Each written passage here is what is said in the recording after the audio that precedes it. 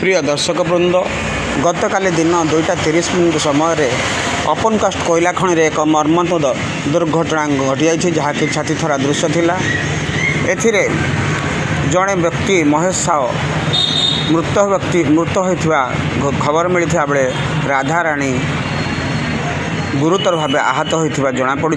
प्रथम पर्यायर CCL hospital को निया एवं भूखुंड हॉस्पिटल रे डॉक्टर महेश को मृत बोली घोषणा करथिले एवं राधा रानी को एक घरोई हॉस्पिटल को रांची को रेफर करथिले। एवं यही कोयला खनि उरीमुरा ओपनकास्ट अटे जहाँकि हजारीबाग जिलार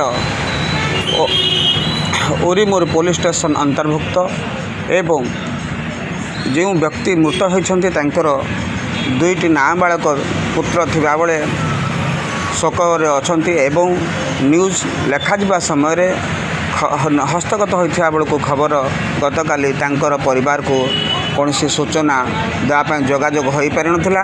मृत व्यक्ति घर भूखुंड स्थित भूखुंड अंचल शिवनगर कॉलोनी बोली जनाई एवं जहाँ को तांको परिवार को जोगाजोगर कौन जगह हो पार न संवाद हस्तगत होगा बेलू हेबा पर्यंत तांको परिवार को जोगाजोग हो पार नथिला बोली इंडियन टाइम्स सूत्ररू जना पड़ा आपण मानू जनाऊँ वार्ता बड़े।